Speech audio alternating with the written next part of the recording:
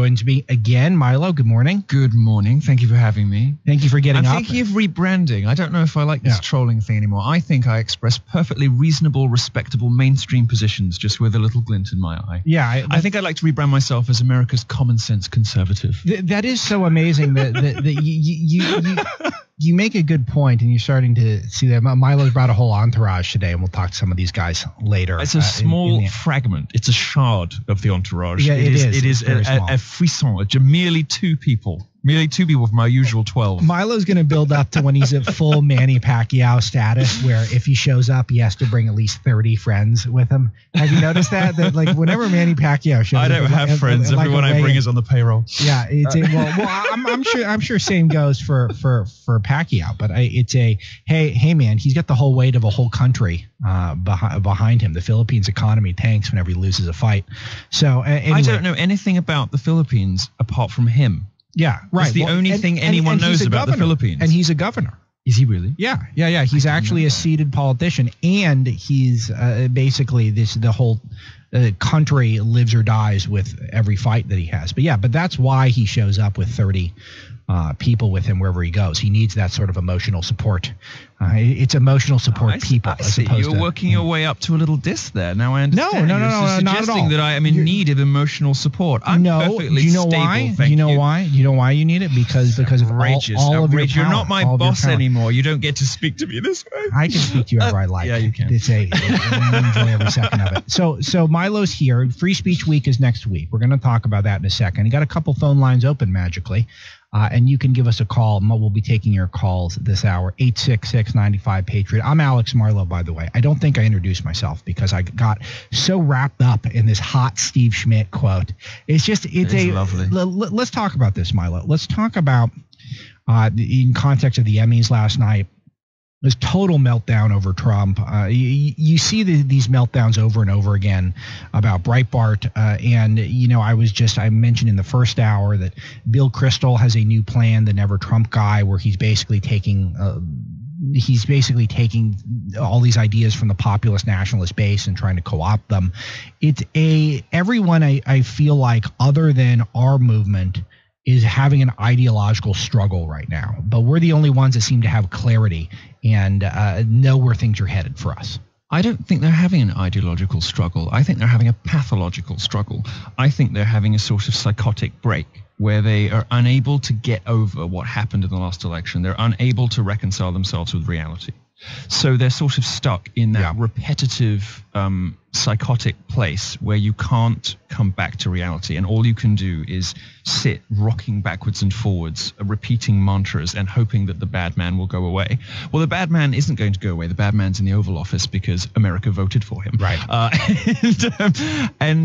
Watching I can't say on a family show what I was doing while I was watching the Emmys, but I was enjoying it. And to see this sort of, it's lovely, actually, and it's exactly what populist nationalist conservatives ought to take pleasure in. To see the people who supposedly rule over us, to see these vaunted extraordinary celebrity powerhouses basically crippled by Donald Trump, brought low, incapable of speaking about anything else or doing anything else except expressing their rage and fury, their frustrated anguish and agony over the fact that the election didn't go as they had dictated to the people that it ought to have, was probably the most wonderful sight in American politics in decades. It is so great. And then to see the guys that gave us Barack Obama claim they're going to break our backs. I mean, I'm smiling ear to ear just thinking about it, because you're seeing that the worst people in American political life are so triggered by Trump. They're triggered by Breitbart. They're triggered by you, of course, Milo. And so, by the way, who are you wearing today? Oh, Moschino.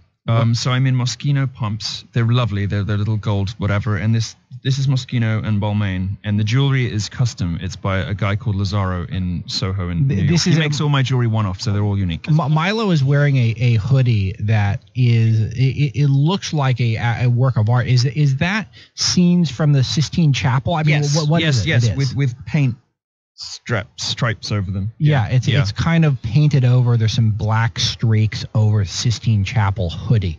That's creative. So well done. Well played there. Sooner or later you run out of nice things to buy. You have to stop buying things like this. I like it. I'm impressed. Okay, so Free Speech Week is next week. I'm slated to speak. Let's see if it makes it that far.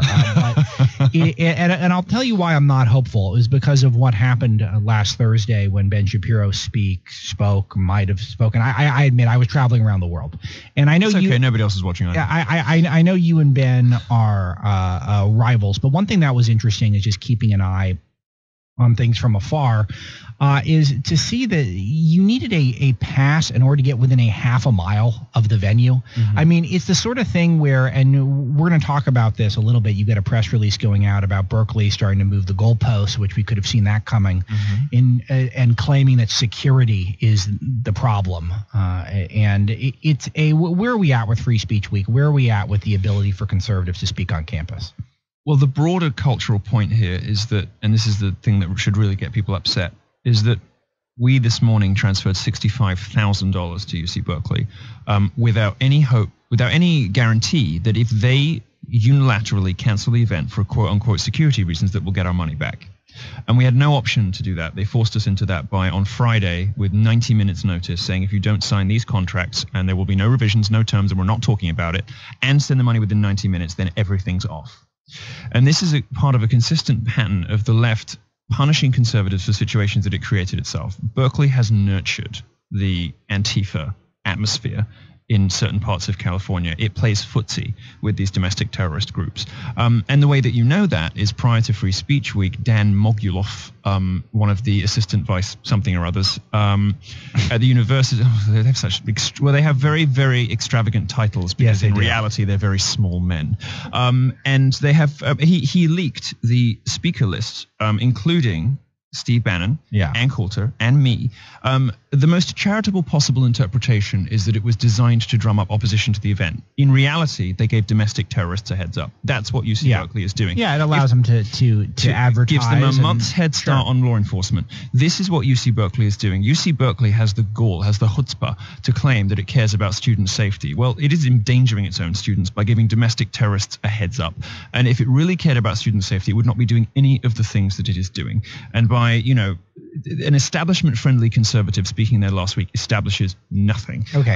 What they have done though is provide these extraordinary last-minute deadlines. The Berkeley police, which of course works in tandem with the university, has just come back and said, the security thing that we said that was all that you needed for the last 3 months actually isn't good enough. We need 12 different security assessments done within the next couple of days, and various other things like that, all of which have been landed on these poor students with a couple of days to go. Yes. This is what they do, because what they're trying to do is to make the students cancel. They're trying to spook and bully the students into canceling the event so that they don't have to, so they can claim that they're meeting their First Amendment obligations. They aren't. Right. And this is why free speech is such an important issue, and why free speech absolutism is really the only logical stance at this point in time in the United States, because you see the slippery slope. You see what happens here.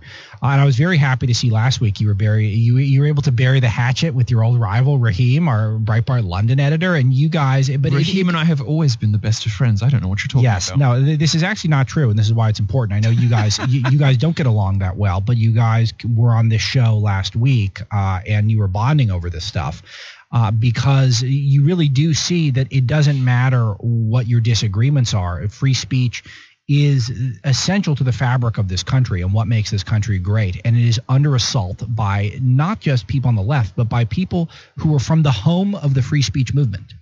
Yes, and it gets worse than that. It's not just the left, it's the right too. And there's a whole chapter in my book about this, about how establishment conservatives bow to political correctness and expect other conservatives to speak in, elevated and extravagantly polite ways, which actually just foreclose, the possibility of victory, and capitulate to every single one of the left's demands for politically correct speech. Politically correct speech, of course, being a political strategy designed to make your opponent's arguments less effective. Yes. It denies them the right to use the language necessary to accurately and persuasively communicate their ideas. That's what it's about. It's not about being nice to people. Sure. It's not about not offending people. It is a political strategy designed to undermine, delegitimize, and weaken your opponent's arguments. And it's deployed ruthlessly effectively by the left, and the right has been taken in by it too. The National Review crowd, the AEI crowd, all of those establishment Republican types are hook, line, and sinker in the tank for political correctness.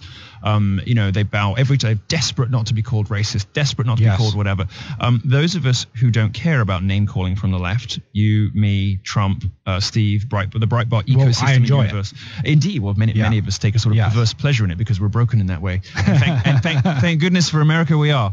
But those of us who either don't care or take some kind of sick, twisted pleasure in it because we know it means we're winning, are really America's last best hope. Yes, it's so clearly articulated. That's why you guys will want to follow Free Speech Week next week. The book Dangerous is out now. Get the audiobook. It's different than the regular book. So if you've read the hardcover as I have, it's still good to pick up the Dangerous audiobook, which is out now, because you do get Milo performing his book. So it's very kind of you. Yeah, and it is very good actually. I listened to it the other day and I was just thinking to myself, if I weren't me, that I would be quite a big fan of me. I would be my number one fan, but I was listening to the audiobook. I was like, this is really good. I'm staring at Milo's chief of staff, Anthony, just shaking his head. I've heard this bit before, he's saying. All right. The number is 866-95-PATRIOT. We'll talk more about Free Speech Week. We're going to bring in Chadwick Moore here in a second, who you guys know his writing from a variety of different magazines. Very well known for outing himself not as a homosexual, as a conservative, and he is also a homosexual. Yes, that is true. He says, unfortunately, off air. Wow. Wow. But he made a lot of press for that. So we'll catch up with him in a second here. But let's get in some people from throughout the country calling in 866-95-PATRIOT. Let's try Mark in Connecticut, line 5. What's up, Mark? Hey guys. Hi, Milo. I first got introduced to you on the Rubin Report with Dave Rubin online. Oh, yes. And I have to tell you, I'm very liberal. But when you started talking about Islam and third wave feminism, a lot of stuff resonated with me, especially when I went to the Women's March after Trump was elected. You were brave, I saw a woman wearing a hijab with the American flag, and something did not make sense with me. Well, USA Today. Sorry, go on. Oh no, please. No, please finish your question. My question is: if Islam is so dangerous to Western values, which I think it is, and I agree with you, Ron, what do we do with regards to the Constitution, saying that you can't keep anybody out based on religious values or religious tests? I have a very good answer for you to that question, which you're going to be delighted by. As it happens, the founders were pretty strong on, and you can read this in the papers, and you can read this, in a lot of the literature surrounding the Constitution. The founders were pretty hot on religious freedom, but they weren't so hot on all forms of political freedom. And in fact, they never intended the First Amendment to cover advocating for tyranny. So you're allowed in America, in a free society, to speak your mind, but the founders never really intended the First Amendment to defend people who were advocating for fascism, communism, or totalitarianism. That wasn't really what it was for. Now, Islam is a sort of uniquely political kind of religion. It is a totalitarian faith that is enormously more prescriptive than any other world religion whatsoever, and it is inherently political. Islam is inherently political in a way that no other world religion is. And everywhere you find Islam, you find totalitarian regimes of government for precisely that reason. One flows from the other. So I think it's a very reasonable and historically justifiable position to take that the founders never intended for the sort of political tyranny that Islam requires under Sharia. Islam requires a sort of political tyranny that was actually never imagined when the founders were drafting the First Amendment, and was in fact, in what they said around that time, specifically precluded. So if you consider Islam as a political movement, as a political creed, actually it's not foreclosed by the First Amendment or by the commitment to religious freedom. Do you think that's how the Supreme Court will interpret that if Trump and his team make another Muslim ban? Well, if we get another couple of people in the Supreme Court, who knows? But I don't know. Maybe not. It's not the most obvious. It's certainly an esoteric historical reading, but I think it's entirely justifiable, and I think it's true. Also, I think it's right. And thanks, Mark. I want to add to that a little bit. It's a good question. Thank you. It's a great question, and especially Mark, who at least told the call screener that he's a liberal. I believe. I think that's what I saw up there. And it's one of these things where you have to have some context here, which is that this was framed as a Muslim ban by the left because it does target a lot of people who are Muslims, because those are the ones who were most concerned about with regards to jihad.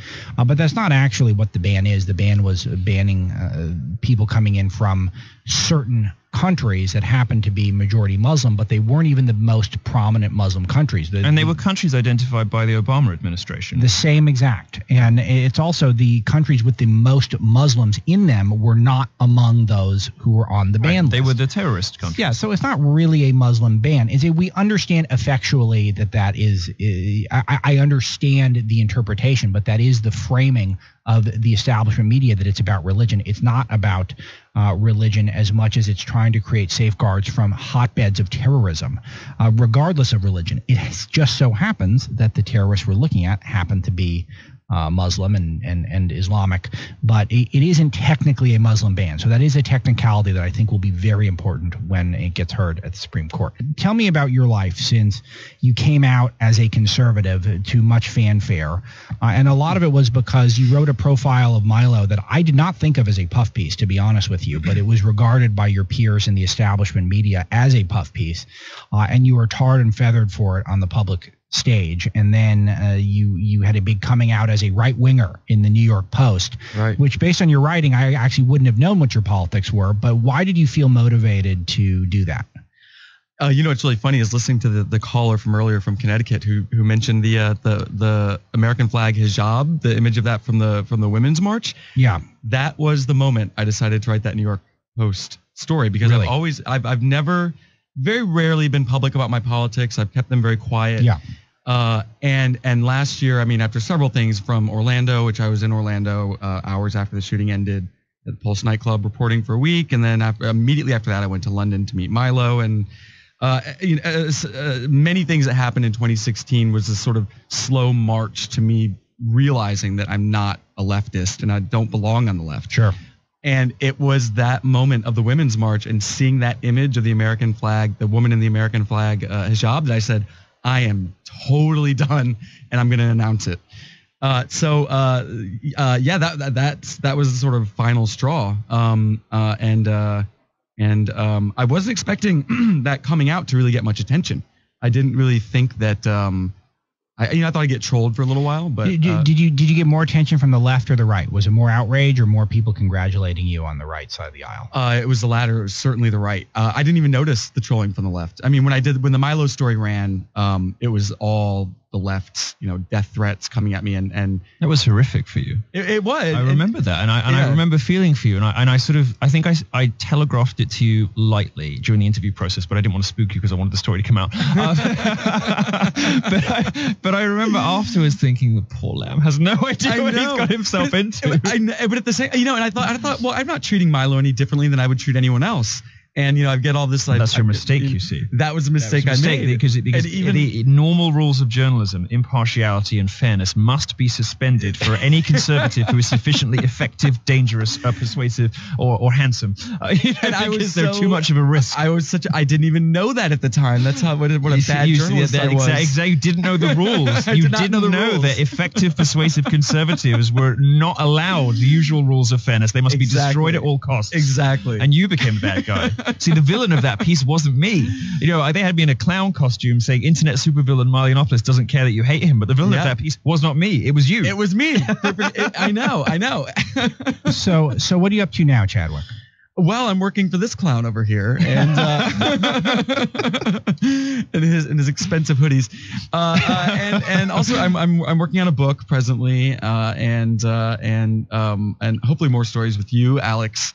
Like the one that you just mentioned earlier, and doing lots of things with Milo. And I'll be speaking at Free Speech Week. Good. And we are. We just recorded the first episode of the podcast. Yes, we did. But one thing, Chadwick, you're basically, and I don't know your politics too well, but it sounds to me you're mostly a classical liberal type, and just realizing that is not welcome in the Democratic Party, and being a liberal now in a gay New Yorker who's a liberal now makes you a conservative, and that's the weirdest thing that's going on right now. Yeah.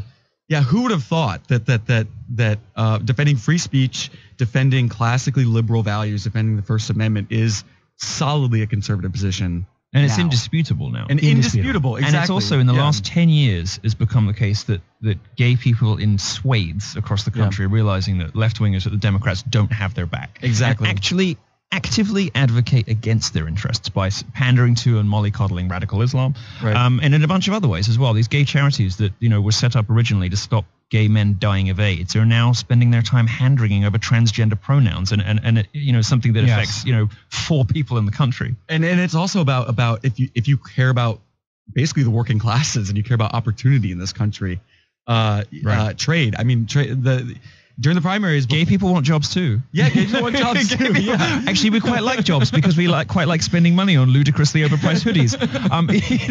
But yeah, we like fair wages. If you're a working class gay guy, for instance, you're a working class gay guy, and you see. Why did you point to me when you said working class? Well, you're from the South, aren't you? Yes. I'm sorry. Okay, so. Well, you like to paint yourself as an everyman kind of guy. So Milo, your podcast is coming back, which people are excited. I'm very excited.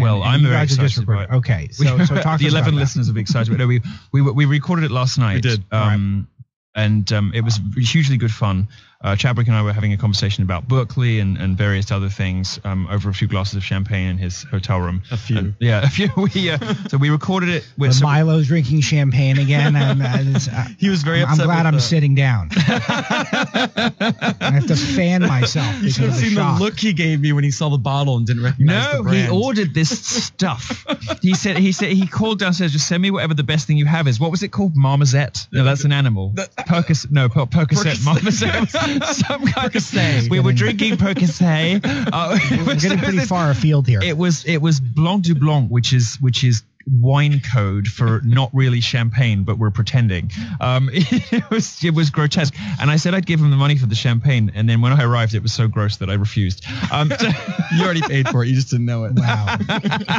Oh, right. I see. So anyway, so we had a lovely conversation. Okay. What did you cover? Something beyond champagne, I hope. Well, we did talk quite a lot about champagne. Yeah. You're always telling me that I should be doing more lifestyle coverage. You're the one that inspired me to make Milo an aspirational lifestyle. I know. I want you to be. And then you want me to talk about TPP. I also want you to talk about TPP. Oh, what do you think about trade? Excuse me, darling. I could talk about trade. Excuse me. Yeah, Chadwick is the intellect in the room. Yeah. I don't think Alex knew what he was getting into when he had us armed together. I've become a sort of right-wing weather girl, haven't I? I've never heard so much giggling on the show. I can't even tell if it's so funny. The podcast is like this. There's a full 45. I have literally no sense of if any of this is funny or if it's just giggle hour on Breitbart. There's a full 45 seconds where we both just lose it. Yeah. And I have to tell, you and I, Alex, have wonderful radio chemistry, which has been completely disrupted by Chadwick's presence today. Thank you. You've been overshadowed by the gay in the room, but no, but I have to say Chadwick is giving you a run for your money in terms of might have to start. I'm sure he is. Chadopoulos. Let's get back to the news here, guys. Okay, so yesterday was the Emmys, and you saw a huge meltdown from the left, just insulting Trump over and over again.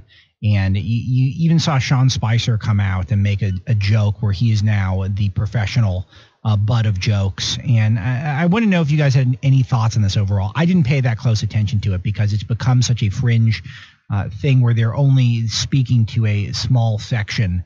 The really balkanization of Hollywood at this point in time in their effort to double down on their identity politics that they're playing.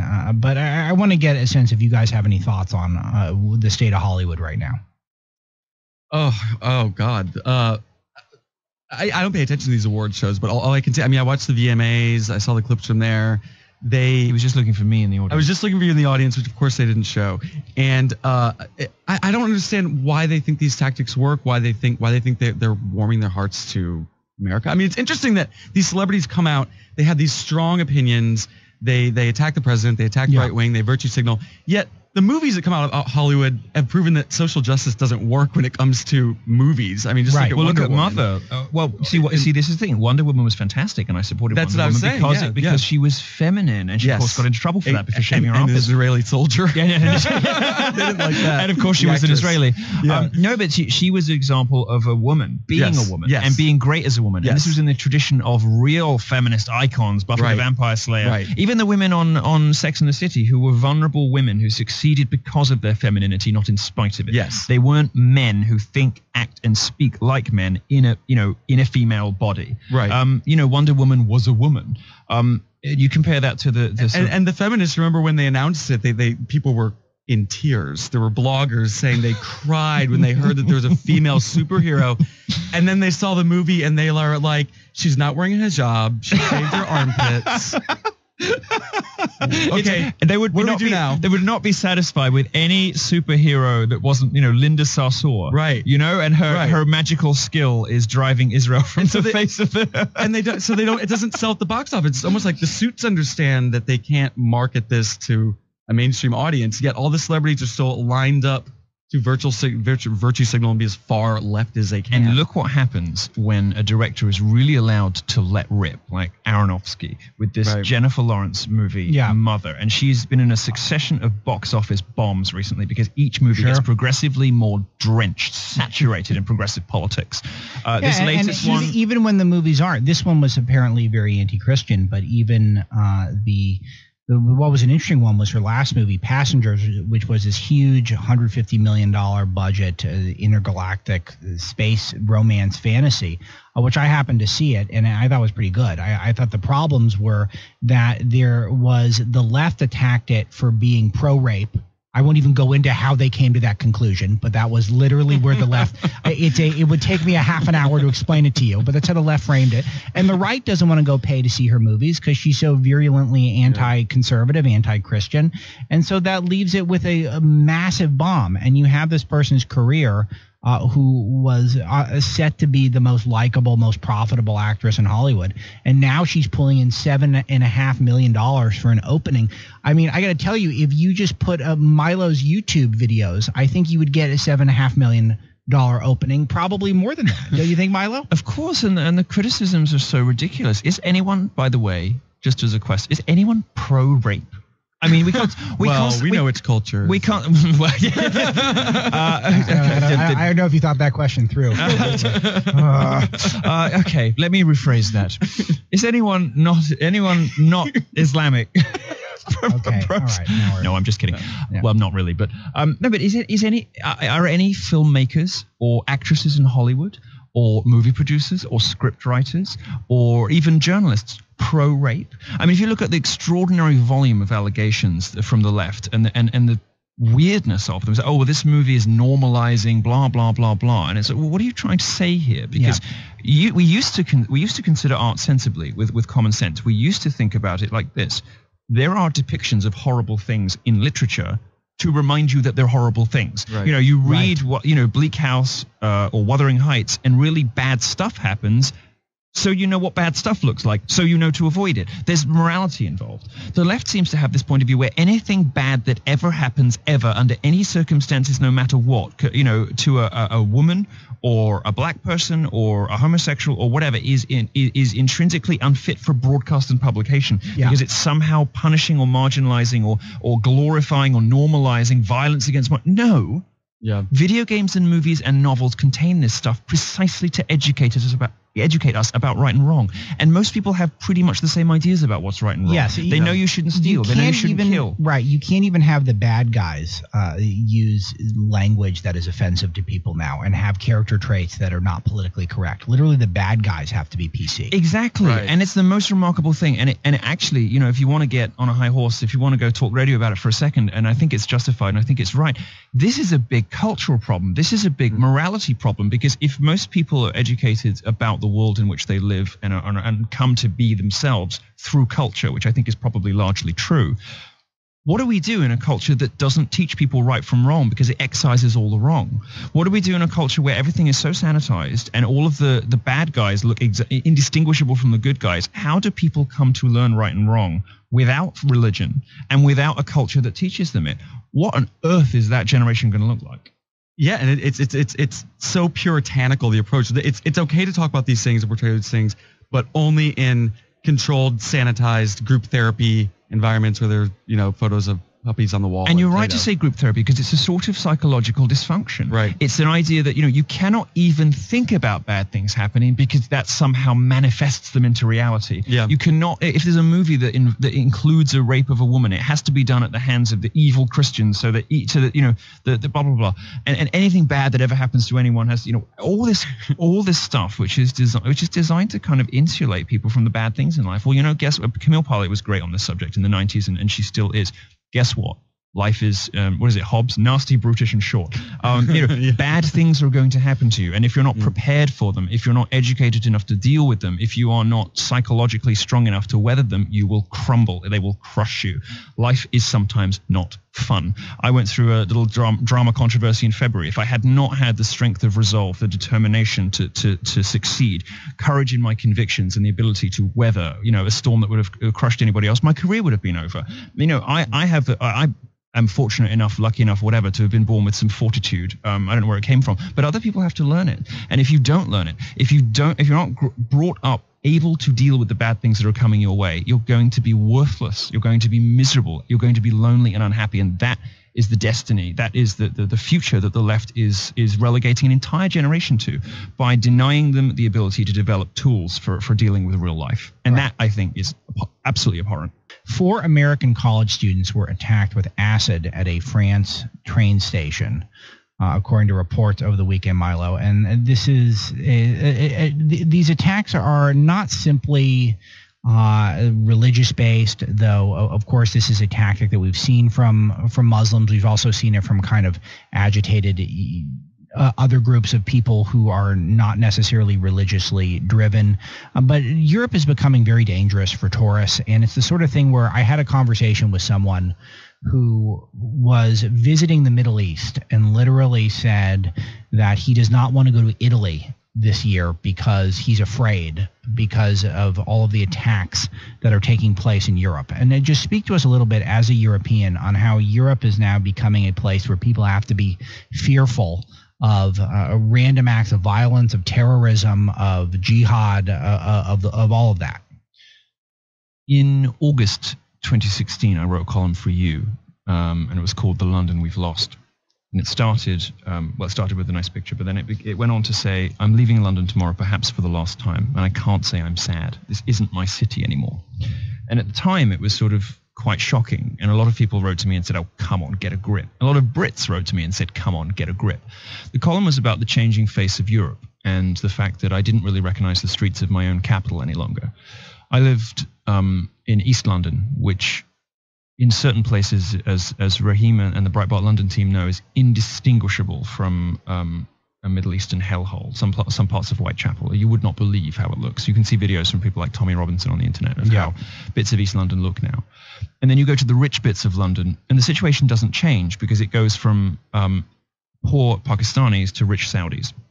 And wherever you go in London, you are surrounded by burqas. You're surrounded by a new and different, and I'm sorry to say, and I'm just going to be completely honest, and I'm speaking as a gay man, I'm entirely comfortable saying this, a really, really sinister presence everywhere in what used to be one of the greatest cities in the world, possibly the greatest city in the world.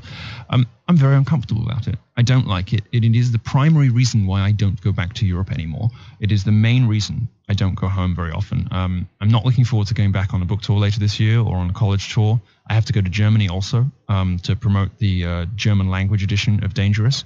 I'm not looking forward to that.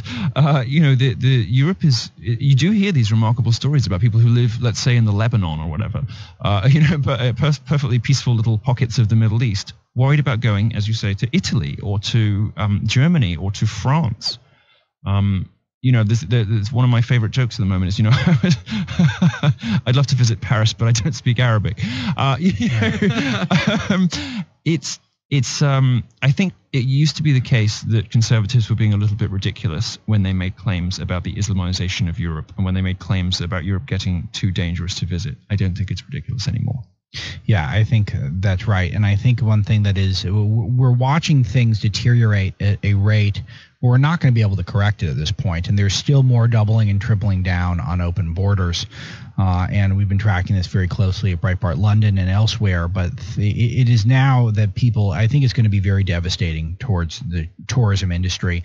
And unfortunately, Milo, I think that's just going to shift things in the direction of Europe doubling down on the Islamization of Europe, because I think that as people get scared away of tourism, then I think that they're just going to embrace the things that have created this climate. Well, there's a book that you and I have discussed with tweezers at arm's length previously, Camp of the Saints, which is a novel which has some very ugly descriptions of immigrants, language that no respectable, decent person would use. Very uncomfortable to read.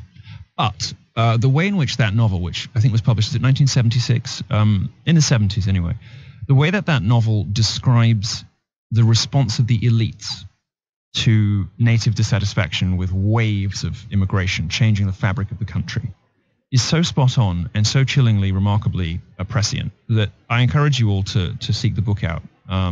It's called Camp of the Saints. And I must reiterate, it does have some passages in it that are very unpleasant, that you kind of have to sort of squint through and turn the pages quickly. It's not a pleasant novel, and it's not I didn't know you're allowed to recommend anything that you don't agree with wholeheartedly. Oh, yes. We're allowed to do that on the right, you know. The book is deeply unpleasant in places, but if you can get over that, there are some remarkable passages that describe the sort of suicidal aplomb and suicide, like the headlong rush into destruction and oblivion perpetrated by the elite in the wake of extraordinary volumes of immigration from people from radically different cultures. And it is in defiance of the wishes of the people themselves. And that is precisely what we are witnessing in Europe. There are a couple of holdout countries. Is it Hungary, Bulgaria, I think? Definitely Hungary. Is it Hungary that built a wall and illegal immigration dropped 99%? Poland. There's perhaps some clues in there for our commander-in-chief. Right. I'm losing faith. I've got to be honest. Okay. That's my next topic. So let's skip ahead to that. Sure. What do you make of what's happening inside the White House now, with the president seem to be flipping on DACA, on the Paris Climate Accords? We're relitigating the key tenets of his agenda. We added troops in Afghanistan, even though he distinguished himself among the virtually everyone else on the campaign trail on the Republican side wanted to increase America's presence in really pointless foreign wars. The President Trump, when he was candidate Trump, wanted to extract us from those situations. Instead, he's adding more troops in Afghanistan. It does look like it's just not, candidate Trump is not President Trump. It's just not the same. I only got interested in politics because of Trump. And I sort of regret that I did, because I now understand what it's like to be beaten down over decades, being disappointed by every candidate you ever supported, which is the situation most Republicans find themselves in. I'm going through what I imagine you guys go through every 8 years, progressively more wearying and depressing. It's very sad, and it doesn't bear much relation to the candidate, as you correctly say. I can't really think of anything. The most distressing thing isn't any of the stuff you mentioned. The reason that so many younger Trump voters wanted him was the destruction, the obliteration of political correctness. Yes. And what do we hear from Sarah Huckabee Sanders? That Donald Trump is going to be signing a resolution against hate speech. Yes. I sent this to a couple of left-leaning reporters who I happen to know are sound on the subject of free speech, even though they don't agree with me on any policy issues, and they just went, ugh. Because they understand this is a capitulation not to establishment Republicans. This is a capitulation to the social justice left. Right. That is happening in the Oval Office, and it's terrifying. And this has been the big thing that I've been warning against more than just about anything else with regards to Trump, is that if he attempts to be liked or loved, it's not going to go well, because he'll never be liked or loved. John McCain tried that. Mitt Romney tried that. How'd that work out for them? It's not going to work out for Trump. But I'm just afraid that the Javanka wing is telling him that merely if he panders in the correct way to the politically correct establishment, then his presidency can be salvaged. And it's just never going to work out that way. No, it's not. And Trump is instinctively brilliant. He's a genius in some ways with the media, but he hasn't learned a lesson that some conservatives, and particularly conservatives on the populist nationalist right, the Breitbart ecosystem, if you like, learned a long time ago, which is stop trying to make people like you. They're always going to hate you. They're always going to hate you no matter what you do. And they will not only hate you, but they'll also have withering contempt for you if you try to suck up to them and pander to them. They will hate you and they will beat you. It's better to have them hate you and fear you because you are standing true to your positions than have them hate you and condescend to you and beat you because you are mollycoddling them and pandering to them. And that is the situation, I'm sorry to say, it appears to me that Trump now finds himself in. Yeah, and I hope he gets out of it because he's got those great instincts. So hopefully he'll come to his senses here. So we'll see how that goes. All right, let's try to squeeze in a call or two for you, Milo. Mark in Maryland, line 2. What's going on, Mark? You have a question for Milo. Hey, Milo, I'm really impressed with your thought process and your ballsiness to stand up to the left. And I just I'm kind of down because it just seems like the left and their propaganda is winning right now. They just beat us down, conservatives down to the point where you want to give up, but I don't want to give up. So you just keep fighting. So how do you see this country, going forward with all this, with this nonsense on the left? Thank you for the question. I think one of the ways in which you can galvanize yourself, one of the ways in which you can redouble your efforts and lift your spirits is to make the fight fun.